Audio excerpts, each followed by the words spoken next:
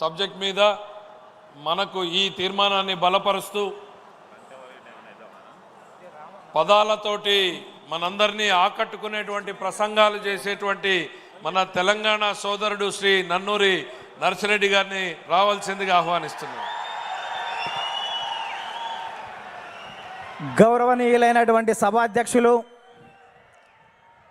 జాతీయ తెలుగుదేశం పార్టీ అధ్యక్షులు, భారత రాజకీయ ధృవతార మన ప్రియతమ నేత నారా చంద్రబాబు నాయుడు గారికి నిందలు, అపనిందలు, దాడులు, ఎదురుదాడుల మధ్య ఎదిగి యువగలమై నవగలమై జనబలంతో సాగుతున్న మన నేత, యువనేత నారా లోకేష్ గారికి, వేదికపై ఉన్నటువంటి అతిరథ మహారథులకు, సభా ప్రాంగణంలో ఉన్నటువంటి అతిథులకు, గ్రామాల నుంచి, గడపల నుంచి, తండాల నుంచి, తాలూకాల నుంచి, హైవేల నుంచి, బైపాసుల నుంచి, వివిధ రాష్ట్రాల నుంచి, వివిధ దేశాల నుంచి పసుపు జెండాలతో పయనమై వచ్చినటువంటి తెలుగుదేశం పార్టీ కుటుంబ సభ్యులకు, పత్రికా విలేకరులకు, మీడియా ప్రతినిధులకు, సోషల్ మీడియా సోదరులకు నమస్కారాలు.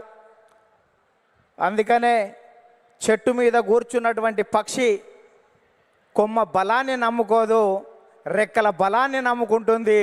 తెలుగుదేశం పార్టీ కార్యకర్తల బలాన్ని, బలగాన్ని నమ్ముకుంటుంది. కాబట్టి కార్యకర్తలే ఈ పార్టీకి ఇంధనం. అందుకే మీకు నా తొలి వందనం అని ఈ సందర్భంగా గుర్తు చేస్తున్నాను. అద్భుతమైనటువంటి వాతావరణం ఇది. మొన్నటి వరకు ఒక రకంగా ఉండే, మా కాడ ముక్కోడు పోయిండు, మీ కాడ తిక్కోడు పోయిండు. ఇవాళ ముక్క ఆయనేమో లిఫ్ట్ ఇరిగేషన్, తిక్క ఆయనేమో ఆత్మలతోటి మాట్లాడేటువంటి పరిస్థితి ఏర్పడ్డది. ఈ సమయంలో జనం కోసం, జాతి కోసం, పేదల కోసం, బీదల కోసం మహానాడు ఏర్పాటు చేసుకొని అధికారంలో ఉంటే ప్రజలకు చేయవలసిన దాని గురించి, ప్రతిపక్షంలో ఉంటే ప్రజా సమస్యల మీద మాట్లాడేటువంటి ఈ మహానాడు వేదికపై, ఈ మహత్తరమైన వేదికపై తెలుగు జాతి విశ్వఖ్యాతి అనేటువంటి అంశం మీద ఈ తీర్మానాన్ని బలపరిచే అవకాశం ఇచ్చిన బాబు గారికి ధన్యవాదాలు. సోదరులారా, స్వర్గీయ నందమూరి తారక రామారావు గారి మనందరి ఆరాధ్య దైవం, తెలుగువాడి ఆత్మగౌరవానికి ప్రతీక, నమ్మిన సిద్ధాంతాల కోసం మడమ తిప్పని యోధుడు, ఎందరికో రాజకీయ జన్మనిచ్చిన కారణ జన్ముడు, సినీ వినీలాకాశంలో రారాజుగా వెలుగుతున్నటువంటి సమయంలో రాష్ట్రంలో, కేంద్రంలో ఉన్నటువంటి పరిస్థితి చూసి ఢిల్లీ పురవీధుల్లో దిగజారుతున్న తెలుగువాడి ఆత్మగౌరవాన్ని పరిరక్షించాలని, తెలుగువాడి ఆత్మగౌరవం అంగట్లో అమ్మే సరుకు కాదని నిరూపించాలని, గాఢాంధకారంలో ఉన్న తెలుగు జాతికి వెలుగులు ప్రసాదించాలని, రాష్ట్రంలో ఉన్నటువంటి ఆర్థిక అసమానతలు, సాంఘిక దురాచారాలు, ఇవాళ నిరుద్యోగం, నిరక్షరాస్యత ఇటువంటివి పారదోలాలని, పేదల కోసం, బీదల కోసం, బడుగు జనం కోసం, పల్లె ప్రజల కోసం, అణగారిన జనాల అభివృద్ధి కోసం ఆదర్శవంతమైనటువంటి విధానాల ద్వారా తెలుగుదేశం పార్టీకి శ్రీకారం చుట్టాడు అని ఈ సందర్భంగా గుర్తు చేస్తున్నా. అందుకనే తెలుగుదేశం పార్టీ ఆవిర్భావం తర్వాత రాష్ట్ర రాజకీయాల్లో పెను సంచలనం చంపింది. 9 నెలల్లోనే ఇవాళ అధికారంలోకి వచ్చినటువంటి చరిత్ర మనది. భారతదేశ రాజకీయాల్లో సంచలనాలు సృష్టించినటువంటి చరిత్ర మనది. ఒక ప్రాంతీయ పార్టీగా ఉండి భారత పార్లమెంట్లో ప్రతిపక్ష స్థాయిలో కూడా ఉండగలమని నిరూపించినటువంటి చరిత్ర మనది. భారత ప్రధానమంత్రులు, రాష్ట్రపతుల ఎన్నికలో కూడా ప్రధానమైన భూమిక పోషించినటువంటి చరిత్ర తెలుగుదేశం పార్టీ. అందుకనే తెలుగుదేశం పార్టీ ఆవిర్భావం తర్వాత గ్రామాలకు మౌలిక సౌకర్యాలు అందాయి, ప్రజలకు సంక్షేమ ఫలాలు అందాయి, ప్రజలకు రాజకీయ చైతన్యం వచ్చింది, బలహీన వర్గాలకు రాజకీయ జీవితం వచ్చింది అని ఈ సందర్భంగా గుర్తు చేస్తున్నా. సామాజిక మార్పులకు స్వాగతం పలికాం, ఆర్థిక అభివృద్ధికి అందలం వేశాం, నిమ్న జాతర ఉద్ధరణ కోసం, బడుగు జన ఉద్ధరణ కోసం బాటలు వేశాము అని సందర్భంగా గుర్తు చేస్తున్నాను. అందుకని సోదరులారా,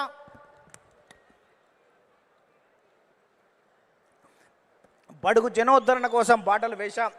అందుకనే గతంలో రాజకీయాలు భూస్వాములు, ఆసాములు, జమీందారులు, జాగీర్దారులు, దేశ్ముఖులు, దేశ్ పాండేల కబంధ హస్తాలలో ఉన్నటువంటి రాజకీయాన్ని గరీబోళ్ళ ముంద ఉంచినటువంటి చరిత్ర తెలుగుదేశం పార్టీది. కమ్మరి, కుమ్మరి, జాకలి, మంగలి, ఎరకలి, మాల, మాదిగ, వడ్డెర, బలిజ, లంబాడ, కోయ, ముదిరాజ, పెరిక, మేరు, కాపు, వైశ్య, యాదవ, నేత, గీత, కార్మిక, కర్షక, బడుగు బలహీన వర్గాల బిడ్డల చేతులకు ఈ రాజకీయ అవకాశాన్ని తీసుకొచ్చినటువంటి చరిత్ర తెలుగుదేశం పార్టీదని ఈ సందర్భంగా గుర్తు చేస్తున్నా. అందుకనే స్వర్గీయ నందమూరి తారక రామారావు గారు 2 రూపాయల కిలో బియ్యం పెట్టాడు.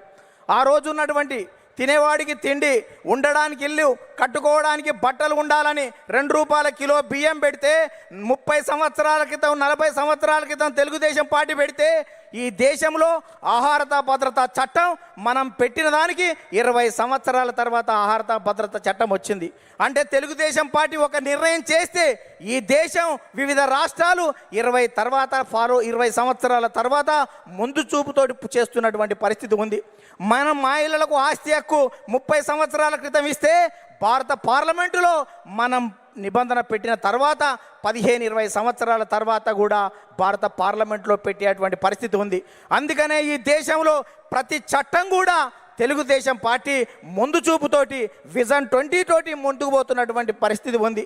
అందుకనే స్వర్గీయ నందమూరి తారక రామారావు గారు తర్వాత మన ప్రియతమ నేత నారా చంద్రబాబు నాయుడు గారు అధికారంలోకి వచ్చిన తర్వాత రామన్న రూపుదిద్దినటువంటి ఈ పార్టీని చంద్రన్న తీర్చిదిద్దాడు.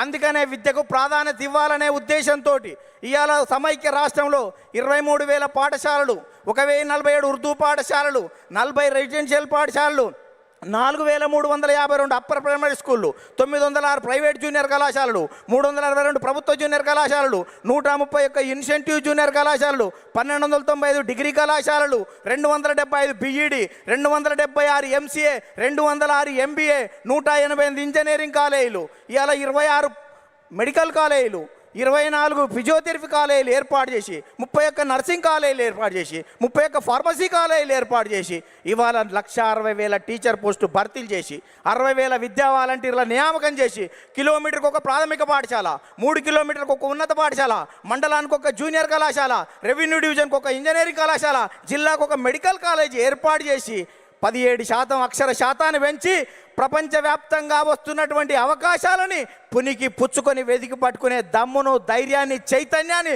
స్ఫూర్తి ఇచ్చినటువంటి చరిత్ర మన నారా చంద్రబాబు నాయుడు గారు దాన్ని ఈ సందర్భంగా గుర్తు చేస్తున్నా. అందుకనే యువత నేడు నారా అంటే రా అని పిలుస్తున్నటువంటి తరుణం ఆసన్నమైంది అని ఈ సందర్భంగా గుర్తు చేస్తున్నా. చంద్రబాబు నాయుడు గారు ఐటీ తేవడం వల్ల ఇన్ఫోసిస్ వచ్చింది, ఐఆర్డీఏ వచ్చింది, IIIT వచ్చింది, ఐఎస్బి వచ్చింది, ఐసిఐ వచ్చింది, నల్సార్ వచ్చింది, నేషనల్ ఇన్స్టిట్యూట్ ఆఫ్ కన్స్ట్రక్షన్ వచ్చింది, ఇటువంటి జినోమ్ వ్యాలీ వచ్చింది, ఔటర్ రింగ్ రోడ్ అంకురార్పణ చేశాం, ఇవాళ ఇంటర్నేషనల్ స్టేడియాలు కట్టాం, ఇంటర్నేషనల్ స్టేడియాలు, ఎయిర్పోర్ట్లు నిర్మాణం చేశాం. ఇవాళ హైదరాబాద్లో అనేక రకాలైనటువంటి అభివృద్ధితోటి ప్రపంచవ్యాప్తంగా ఉన్నటువంటి కంపెనీలు ఇవాళ హైదరాబాద్కు వచ్చాయి, తెలుగు రాష్ట్రాలకు వచ్చాయని సందర్భంగా గుర్తు చేస్తున్నా. తెలుగుదేశం పార్టీ ప్రపంచవ్యాప్తంగా ఉన్నటువంటి తెలుగు వాళ్ళ కోసమే పనిచేస్తుంది అని సందర్భంగా గుర్తు చేస్తున్నాను. తెలుగు రాష్ట్రాల అభివృద్ధికి అడుగులు నేర్పినటువంటి చరిత్ర తెలుగుదేశం పార్టీది. తెలుగు రాష్ట్రాలలో ప్రగతిని పరుగులు తీయించినటువంటి చరిత్ర ఇవాళ తెలుగుదేశం పార్టీదని సందర్భంగా గుర్తు చేస్తున్నాను. అందుకనే సోదరులారా, ఇవాళ ప్రపంచవ్యాప్తంగా నారా చంద్రబాబు నాయుడు గారి మీద ఉన్నటువంటి మమకారంతో ఇవాళ చంద్రబాబు నాయుడు గారు అనుక్షణం, ప్రతిరోజు, ప్రతి గంట, ప్రతి నిమిషం, ప్రతి క్షణం ప్రపంచవ్యాప్తంగా వచ్చినటువంటి మార్పులను గ్రహిస్తూ మనని చైతన్యం చేస్తూ ఆ వైపు మనల్ని తీర్చిదిద్దు తెలుగు జాతిని మహోన్నత జాతిగా తీర్చిదిద్దేటువంటి దానికి శ్రీకారం చుట్టాడు అని సందర్భంగా గుర్తు చేస్తున్నా. అందుకనే తెలుగుదేశం పార్టీ 20 సంవత్సరాల క్రితం చంద్రబాబు నాయుడు గారు జినోమ్ వ్యాలీ పెడితే కోవిడ్ టైంలో వ్యాక్సిన్ జినోమ్ వ్యాలీ నుంచి వచ్చి భారతదేశం మొత్తం ఇవాళ గర్వించదగ్గటువంటి వ్యాక్సిన్ 20 సంవత్సరాల క్రితం చంద్రబాబు నాయుడు గారు పెట్టిన జినోమ్ వ్యాలీలో తయారయ్యింది అంటే దేశం మొత్తం కూడా చంద్రబాబు నాయుడు గారికి ధన్యవాదాలు చెప్పవలసినటువంటి అవసరం ఉంది అని సందర్భంగా గుర్తు చేస్తున్నాను. అందుకనే అనేక మంది నేతలు రాజకీయంగా ఎన్ని విమర్శలు చేసినా మాన్యశ్రీ ప్రధానమంత్రి సైతం చంద్రబాబు నాయుడు గారి గురించి అనేక విషయాలు చెప్పారు. ముందు చూపుతో ఉన్నటువంటి అతని నాయకత్వాన్ని నేను అనుక్షణం చూస్తూ ఉంటానని చెప్పాడు. 20 సంవత్సరాల క్రితం చంద్రబాబు నాయుడు గారు టూరిజం గురించి చెప్తే ఎగతాళి చేసినటువంటి కమ్యూనిస్టులు మొన్న మా తెలంగాణ అసెంబ్లీలోనే టూరిజం అంటే మేము అపార్థం చేసుకున్నాం, అది అద్భుతం అని చెప్పినటువంటి పరిస్థితి చూసాం. అందుకనే ఇవాళటువంటి తెలంగాణలో ఉన్నటువంటి కొన్ని శక్తులు మనం నిత్యం వ్యతిరేకించే వాళ్ళు అనేక సందర్భాల్లో కూడా మనం చేసినటువంటి చంద్రబాబు నాయుడు గారి జినోమ్ వ్యాలీ గురించి కానీ ఆర్థిక అభివృద్ధిని ఏ రకంగా ముందుకు తీసుకువెళ్ళాడనేటువంటి విషయం ఒప్పుకున్నటువంటి ఉంది. అందుకనే ఇవాళ 2 రాష్ట్రాల్లో ప్రపంచంలో ఉన్నటువంటి తెలుగు వాళ్ళందరికీ తెలుగుదేశం జెండా కింద తెలుగు రాష్ట్రాలు కాదు, ప్రపంచవ్యాప్తంగా ఈ తెలుగు జాతి ఏకం కావాలి. తెలుగుదేశం జెండా కింద మనం అందరం ఐక్యంగా ముందుకు సాగుతూ ప్రపంచంలో ఒక గొప్ప జాతిగా మనం కీర్తి గడించవలసిన అవసరం ఉందని చెప్తూ ఆ కార్యక్రమానికి శ్రీకారం చుట్టిన నారా చంద్రబాబు నాయుడు గారికి, లోకేష్ గారికి ప్రత్యేక ధన్యవాదాలు చెబుతూ మనం అందరం కలిసి కట్టుగా కలిపి జట్టుగా ఈ పార్టీ ప్రతిష్టత కోసం కృషి చేద్దామని చెప్తూ ముగిస్తున్నాను. ధన్యవాదాలు.